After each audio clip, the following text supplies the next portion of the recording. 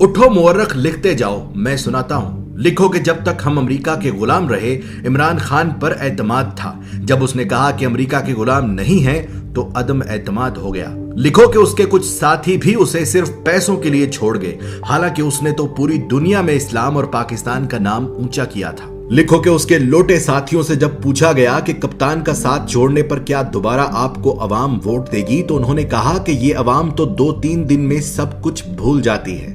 लिखो कि तारीख में पहली मर्तबा अदम एतमाद आया, और वो भी उस वजीर आजम पर जिस पर कोई करप्शन का इल्जाम तक नहीं था। लिखो कि जावेद लतीफ नामी नून लीगी रहनुमा ने सरेआम टीवी चैनल पर कहा कि हाँ, हमने पैसे देकर एमएनएज खरीदे हैं, और ये सुनकर भी इलेक्शन कमीशन नामी मुकद्दस गाय सोई रही। लिखो कि जहां एक निकाह मंसूख करने के लिए भी जज वजह पूछता है, वहां 22 करोड़ आबादी के मुल्क के वजीर आजम को हटाने की वजह न किसी जज ने पूछी, न किसी इलेक्शन कमीशन ने। लिखो कि जहां रिश्वत गुनाह कबीरा में आती है, वहां पैसे और ओहदों के लिए एमएनएज ने डायरेक्ट बोलियां लगवाई। लिखो कि जब इमरान खान ने पाकिस्तान को आजाद करना चाहा, तो उसे झुकाने के लिए सारे सियासतदान मिल गए। लिखो कि इलेक्शन कमीशन ने हमेशा इमरान खान की हुकूमत के खिलाफ फैसले किए, लेकिन वो फिर भी मुकद्दस ही रही। उसने अमीन अली गंडापुर के भाई को सिर्फ अपने हलके में जाने पर नाअहल कर दिया, लेकिन एमएनएज को खरीदने पर बिल्कुल सोई रही। लिखो कि ईमान की इस खरीदो फरोख्त ने फिर से उस अमरीकी को सही साबित कर दिया जिसने कहा था कि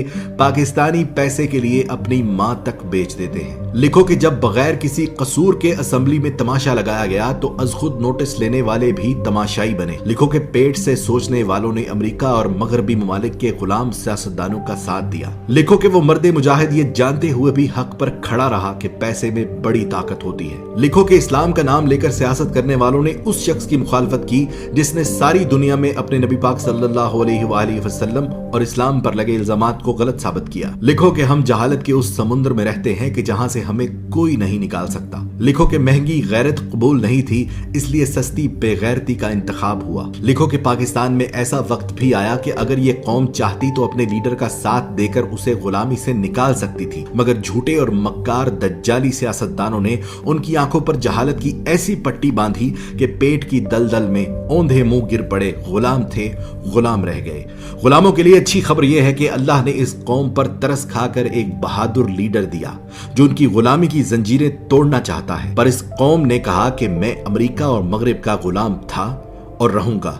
मैं गुलाम इब्ने गुलाम इब्ने गुलाम इब्ने गुलाम। वक्त ने साबित किया कि बर्रे सगीर की यह मिट्टी बड़ी बेवफा है। ये अपने जगाने वालों को खुद मार देती है। जैसे बंगालियों ने मार दिया मुजीबुर रहमान को, पाकिस्तानियों ने मार दिया लियाकत अली को, और गांधी को मार दिया हिंदुओं ने। इसी तरह इमरान खान जो पाकिस्तान को पांव पर खड़ा करना चाहता है, इंसाफ का निजाम कायम करना चाहता है, गरीब और अमीर को एक जैसी जिंदगी देना चाहता है, उसकी जिंदगी में भी कुछ ऐसा ही मोड़ है। देखना सिर्फ ये है कि क्या हमने तारीख से कुछ सीखा, क्या हमने अल्लाह पर भरोसा करना शुरू किया, या आज भी हमारा भरोसा अमेरिका और यूरोप पर है। मेरी दुआ उसके लिए जो हक पर है, मेरी दुआ उसके लिए जो पाकिस्तान का सोचता है, मेरी दुआ सिर्फ उसके लिए जिसका ईमान सिर्फ और सिर्फ अल्लाह पर है। पाकिस्तान